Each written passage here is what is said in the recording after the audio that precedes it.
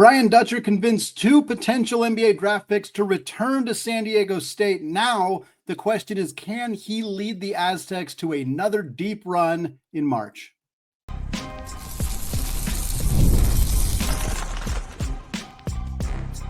You are Locked On College Basketball, part of the Locked On Podcast Network.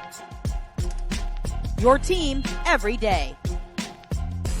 What's up, folks? Welcome into this Thursday edition of the Locked On College Basketball Podcast, a daily national college hoops show, part of the Locked On Podcast Network, your team every day. I am your host and longtime college basketball podcaster, Andy Patton. You're joining at the place to get your college basketball content every single day. That's right, folks. Monday through Friday, in season, out of season. It does not matter. This show is here for you every single day.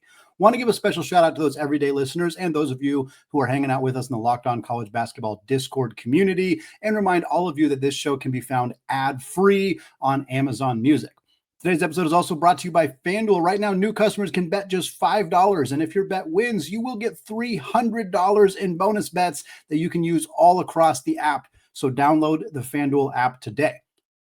Well, folks, number 27 of our team previews here today on the Locked On College Basketball Podcast, as we have now covered the majority of the top 25 teams and a few spillovers as well, as we are going to give you our updated top 25 rankings. Isaac and I will later or early next week. Today, we are talking about the Aztecs of San Diego State, a team I think is getting a little bit overlooked.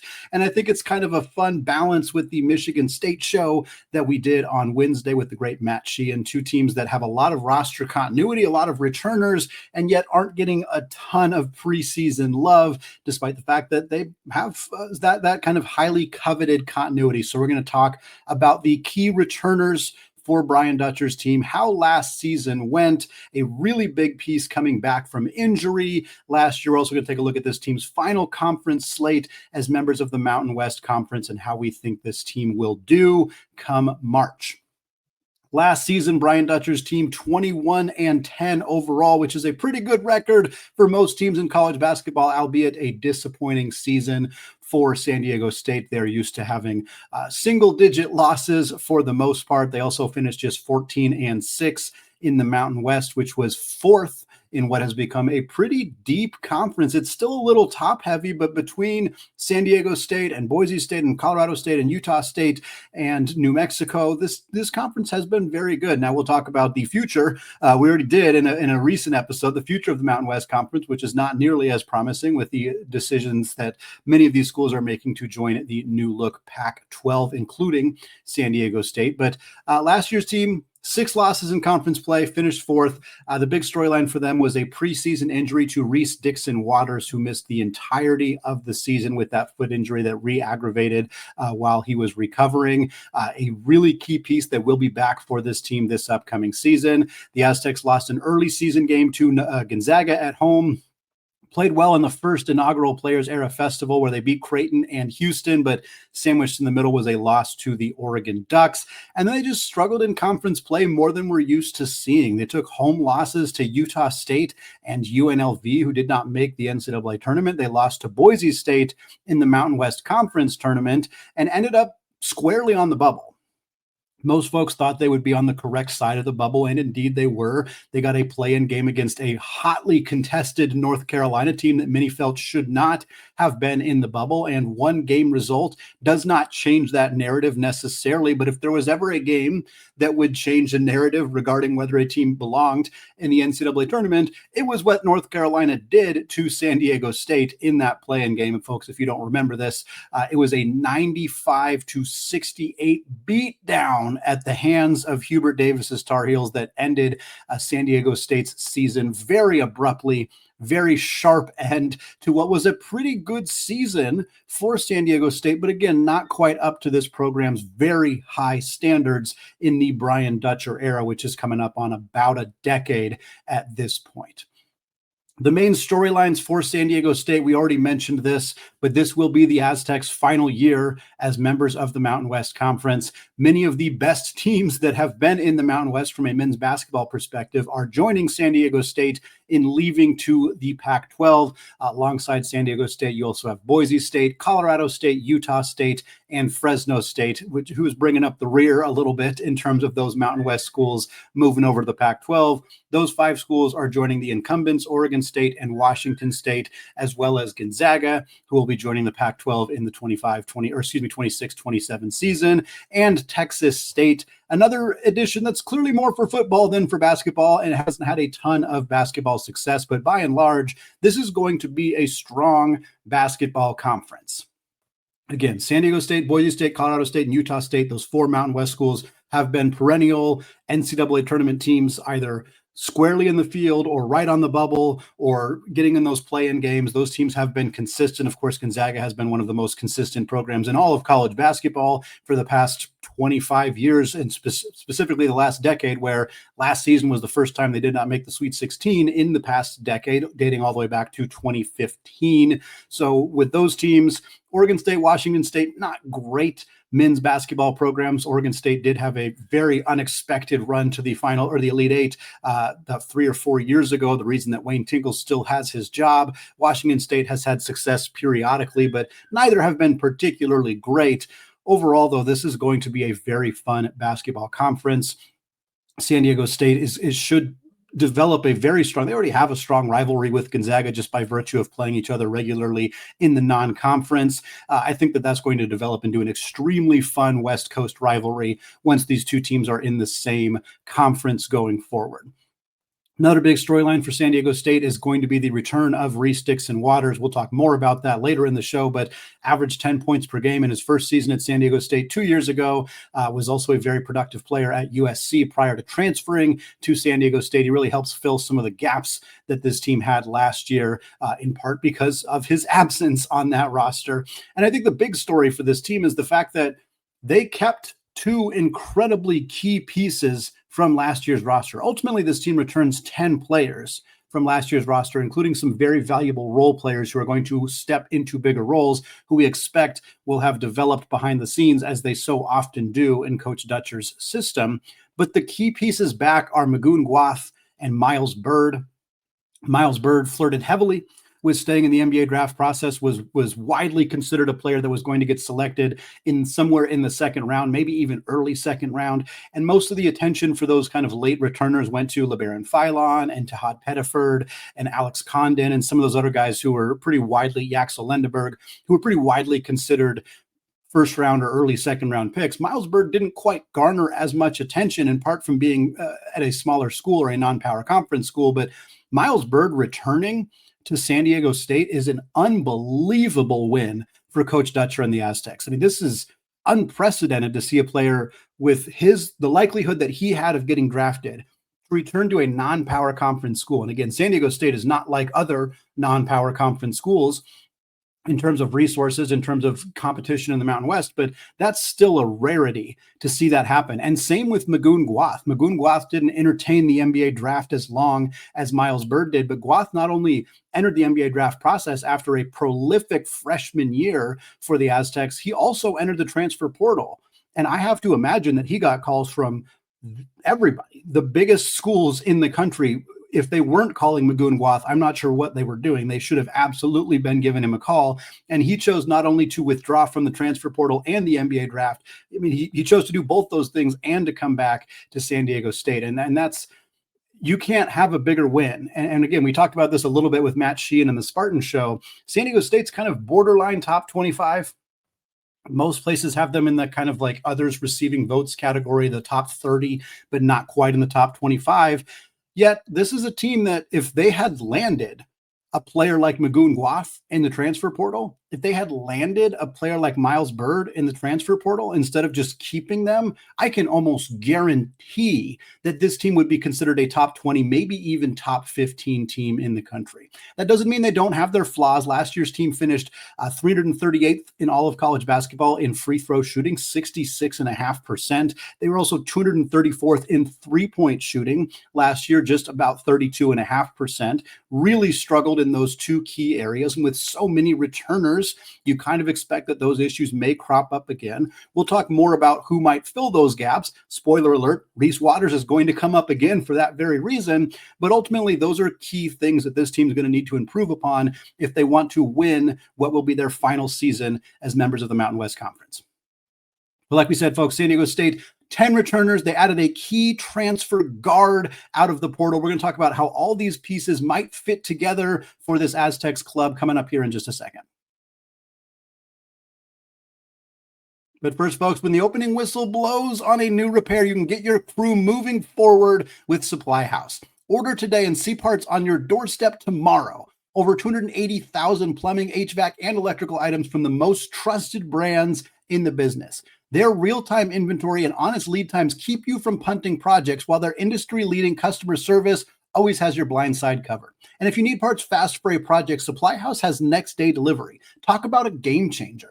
The part finder tools and 3D schematics can save you hours on jobs where every single detail matters. Their Trademaster perks, like priority shipping and dedicated support, make this whole process even smoother. Join the free Trademaster program today and score serious perks like priority shipping, lower prices, and a dedicated support line. Visit supplyhouse.com to sign up for free and use promo code SHCollege5 for 5% off your first order. That's supplyhouse.com. Real people, real service. Today's episode is also brought to you by FanDuel. Folks, the NFL season is here, and FanDuel has an offer that you do not want to miss. Right now, new customers can bet just $5, and you'll get $300 in bonus bets if you win. That's right. Pick a bet, put down $5, and if it hits, you'll unlock $300 in bonus bets that you can use all across the app. And when you use FanDuel, parlays, player props, even jumping in on the action live, it's going to make watching those college football and NFL games even more exciting, since you got a little bit riding on the action. So whether you're a casual fan or you love diving into the stats, FanDuel makes the game day experience so much better. They also got future odds for the NCAA tournament. San Diego State, we're not sure if they're going to be good enough to get back to the national championship, but if you are, if you think they got it, 15,000 to 1 odds, that is a pretty good deal for this Aztecs team. Check it out. And what are you waiting for, folks? If you visit FanDuel.com now, you can download the FanDuel app today and get started with $300 in bonus bets. All right, folks, segment 2, still Andy Patton, still Locked On College Basketball Podcast, and we are still talking about the Aztecs of San Diego State entering another year of the Brian Dutcher era, entering the final year of this team's, this program's status in the Mountain West Conference before they move to the Pac-12 in 26-27. And like we said, in an era where, especially at the non-power conference level, rosters are really hard to keep together. And again, San Diego State is not the same as other non-power conference programs, but for them to return 10 players, including multiple players who were starters or big-time contributors for this team last year, that is a rarity. We'll talk about the newcomers. They got 3 players coming in the transfer portal, a pair of freshmen coming in as well, but the big story for this team is who is coming back. We'll start with Magoon Gwath. Magoon Gwath's numbers don't necessarily pop off the page for him last year. 8.5 points, 5.2 rebounds, and 2.5 blocks per game. But it's worth remembering he was a raw, true freshman last year. He was considered, not only was he a true freshman, he was considered somebody who was going to be a bit of a project, and he was outstanding immediately for the Aztecs. 2.5 blocks per game. He led the Mountain West Conference, a tough physical conference with a lot of big guards, a lot of players capable of getting to the rim and scoring through contact, and Gwath averaged 2.5 blocks per game. You do not see that very often from freshman bigs. And not only that, he was a very efficient scorer as well. 8.5 points per game. Part of that with any of the players on this roster is that San Diego State doesn't play at a particularly fast pace. So the scoring numbers are always going to be a bit depressed because of that. But Gwath was 55.5% on 2-pointers, and he was nearly 38% from 3. That right there is what makes him so tantalizing. That's why NBA scouts were drooling about him. And that's why it's so extra impressive that he is still at San Diego State for his sophomore year. Miles Byrd, an incredibly versatile, big jumbo wing who can do so many different things. He's back. He averaged 12.5 points per game last year, 4.5 rebounds, nearly 3 assists, over 2 steals, and over 1 block per game. One of the best defensive wings in the country. He is a tremendous player who's going to be a problem for opposing teams on both sides of the ball. Not a great 3-point shooter, just 30% last year. That was curtailing his draft stock a little bit. That's something that if he's he's able to improve upon that this year, not only does it massively help the Aztecs, it also boosts his draft stock in a major way. Team also gets Reese Waters back. We mentioned that a couple times already. Last season that he played for San Diego State was 2 years ago. He averaged about 10 points, 4 boards, little over 1 assist per game, 34% from 3. They also have some key role players coming back, including BJ Davis, who averaged 9 points, 3 boards, 1.5 steals last year, and Pharaoh Compton, who averaged about 5.5 points, 2.5 rebounds, but was 65% from the field. Few other returners for this team, Miles Heide and Taj DeGorville, both should step into slightly bigger roles. Heide started a few games last year for this team. Both of them averaged about 5 points per game. Moving over to the additions for San Diego State, the biggest one to me is Sean Newman. And I think Sean Newman's one of those transfer portal additions that maybe is not getting as much attention nationally as it should be, because Sean Newman was, quite frankly, at Louisiana Tech last year, one of the best passers in all of college basketball. He averaged just about 10 points per game and 7.9 assists. He was 4th in all of college basketball in assists per game, behind Ryan Nembhard, who is out the door, of course, behind Braden Smith, who is the projected player of the year in college basketball entering his senior season at Purdue, and behind Mo Odom, who has transferred to Arizona State after averaging 8.5 assists per game last year at Pepperdine. Sean Newman now at San Diego State. We don't expect 8 assists per game because there's more guards on this roster, and again, a team that plays at a slower pace. But anytime you can add a player who is top 5 in the country in terms of facilitation, you got to feel pretty darn good about that. He's also just a really good fit for Brian Dutcher's system in terms of play style, size, physicality. He really feels like a Dutcher type guard, and I think is going to be a great fit for this team in San Diego. They also had a couple of players who have Mountain West experience. Latrell Davis comes over from San Jose State, averaged 11 points, 3 assists, shot 38% from 3 last year for the Spartans. That's a big time addition because this team, as we mentioned earlier, sorely needs 3-point shooting. To be able to get it from a guy who's already experienced in the Mountain West, has dealt with the travel, knows what it's like to go to Boise State, knows what it's like to play at the Pit, and to have somebody who can knock down threes at a near 40% clip. That's a great get for Dutch as well. And then you get Jeremiah Oden. Jeremiah Oden spent 3 years at Wyoming, 1 year at DePaul, and last year was at Charlotte, but he did not play. So now he will have his final year of eligibility at San Diego State. At DePaul in the Big East, he averaged about 10 points, 3 boards. Not a great 3-point shooter for Oden, about 31.5%. So it doesn't really add much there, but still a player with some experience and specifically some Mountain West experience. Pair of freshmen coming in for this team as well. Dutcher has been very good at landing freshmen and developing them across 2, 3, 4 years in the system. So while I don't expect either of these guys to necessarily play a big role right away this upcoming season, they are guys that I would keep an eye on for this team going forward. That's Tay Simmons, 6'6", small forward, 134th in the 2025 class, as well as Elias Harrington, 6'5", shooting guard, number 139 in the class.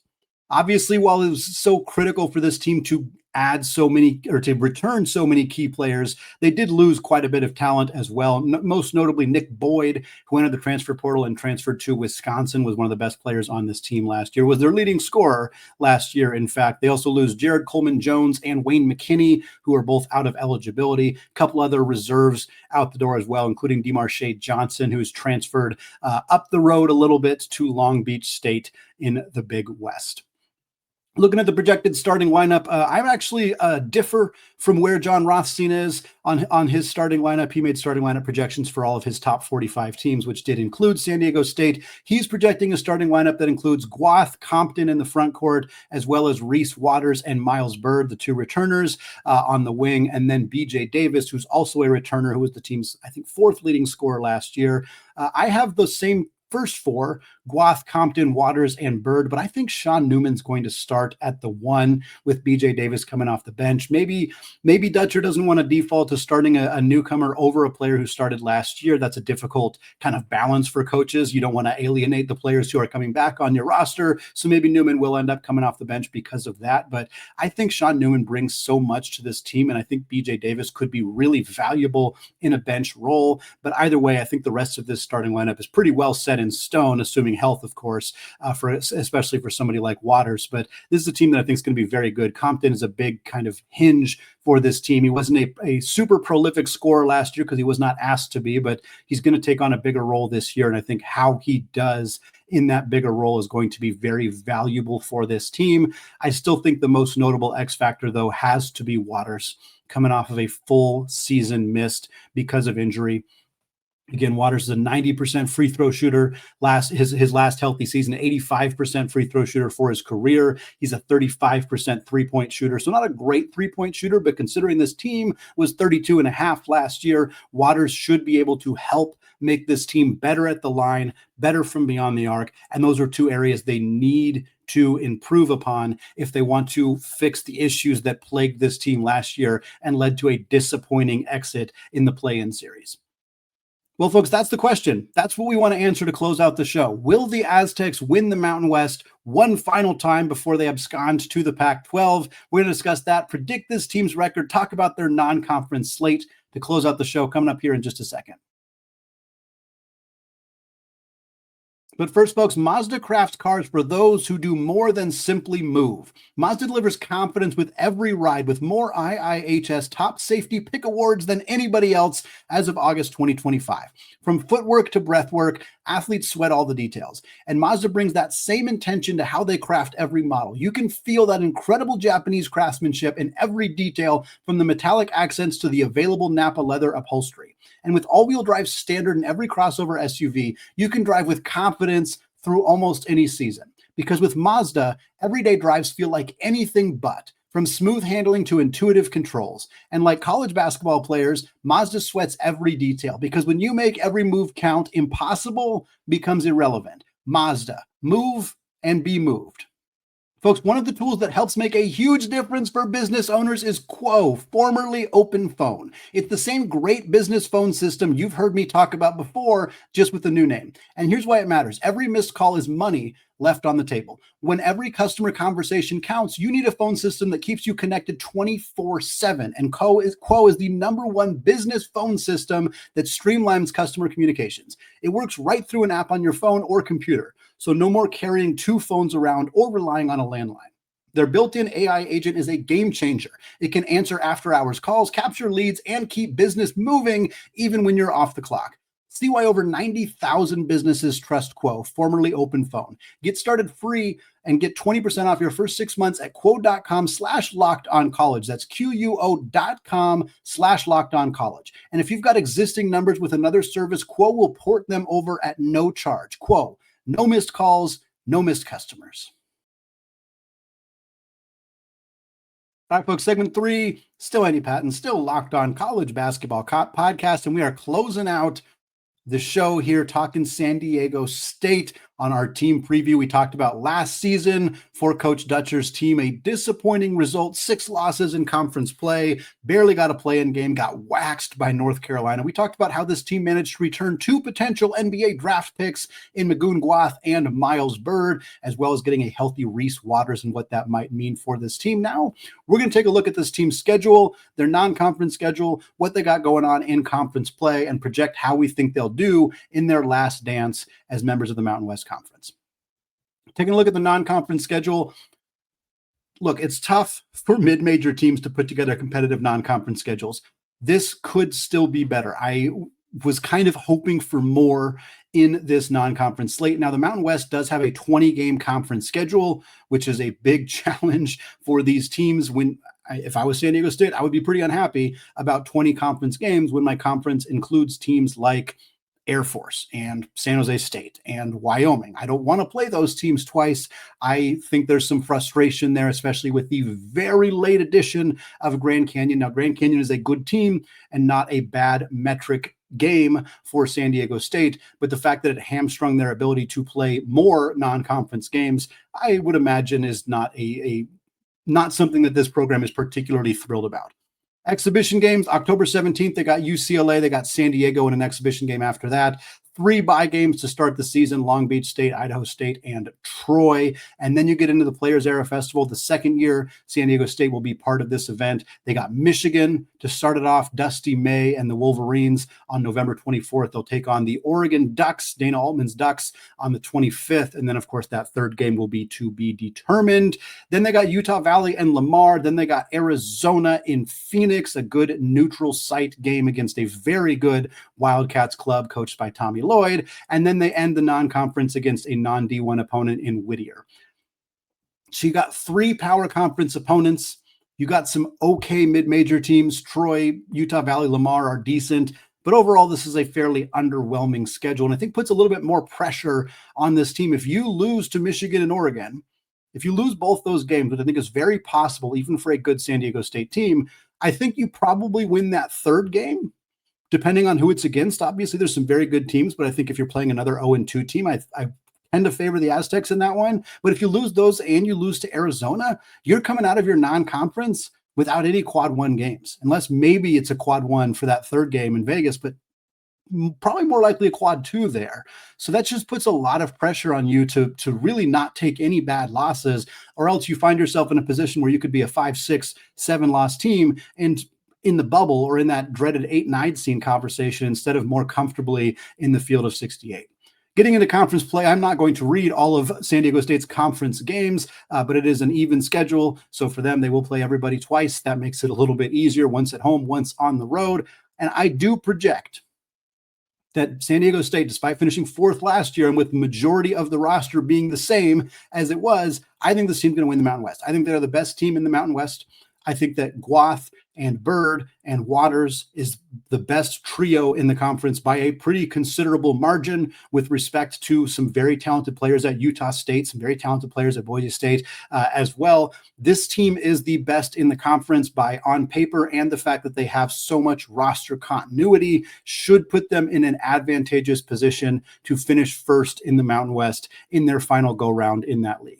I projected their record here. I do have them losing those 3 non-conference games, Michigan, Oregon, and Arizona. I do project them to win their third game in the Players Era Festival without knowing who that will be against at this point. And then in conference play, I think they're going to win it fairly handily. I got them 16-4. 17-3 wouldn't shock me. 18-2 would be a very good result, but also wouldn't stun me. But anything lower than 16, like 15-5, 14-6 again, that would be a problem. If they lose those big non-conference games and lose 6 games in conference play, they're going to be back on the bubble. Almost, I mean, it would be a very similar season to last year, where they lost to Gonzaga, they lost to some other good teams in the non-con, and I think that would be a similar position for them. So I think you go 16-4, 17-3, you go 7-3 in the non-con, you're going to be in a comfortable position where you're not going to be sweating it out on that Sunday, especially, of course, if you win the conference tournament. But even if you don't, you're still not going to be sweating when you get to Selection Sunday. Looking at the ceiling and floor for this team, I got the ceiling for San Diego State. It's not quite as good as they were in 2020 before COVID canceled the season or the tournament. Probably not as good as they were the season they got a 5 seed. I think they could beat a 5 seed, but that was the year they went all the way to the championship when Lamont Butler hit that jump shot over Florida Atlantic. I'm not sure I got them going all the way to a championship, but I think the ceiling for this team is higher than a 5 seed. I think that if the things go the right way for them, they could be a 3 seed. They could be a team that makes the Elite 8. They could be a team that makes the Final 4. I think that is the absolute peak for them. But once you get in the Final 4, you just need the ball to bounce the right way, just like it did for Lamont Butler. You just need to get an open look when suddenly you're in a national championship appearance.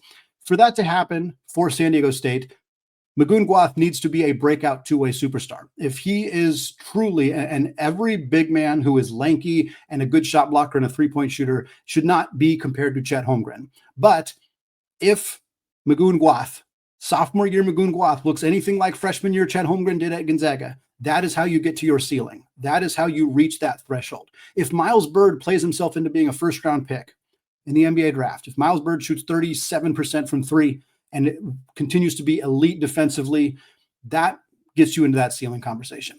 If Reese Waters is back to his old ways, he doesn't need to be better than he used to be. He just needs to be the same as he used to be at USC and in his first year at San Diego State. If Newman and Davis excel at the guard spots, one or both of them play great distributing the ball, then I think you hit that ceiling. The floor for this team is kind of looks like last year, the play-in game.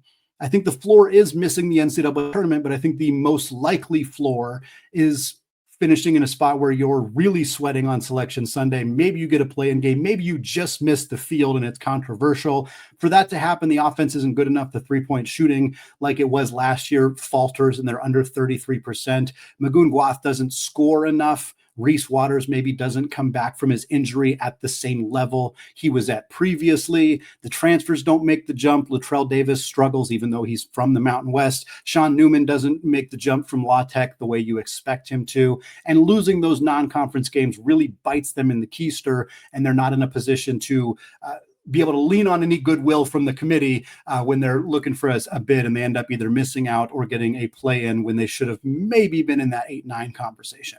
Overall, though, my projection falls in the middle for San Diego State. I think they're going to be like a 5-6 seed, maybe a 6-7 seed, somewhere in there. They're going to be in a position where they should win their first round game, but won't be favored to win their second round game. And that's probably what will end up happening.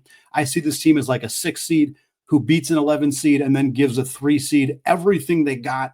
And it's a super intense, fun matchup. Give me like a San Diego State versus, like, I don't know, Texas Tech or Iowa State or somebody like that. And it's just an absolute battle for 40 minutes. And San Diego State, unfortunately, falls short and doesn't quite sneak into the Sweet 16. That's going to be my projection for Brian Dutcher's team in their final year before joining Gonzaga, Oregon State, Washington State, and everybody else in the Pac-12 starting in 26-27. All right, folks, that's going to wrap it up for me today here on the Locked On College Basketball Podcast. Thank you so much for making the show your first listen or your first watch of the day. Isaac and I will be back with you with a fun conference preview on Friday's show. And then next week, we'll get more into these team previews, a couple more conference previews. And of course, we're going to start having exhibition action very soon to break down as well. As always, though, we want to say apologies to the Lawyer family. Cheers to the Mick Bruins. Let's go Wild Popes. And until next time, peace out.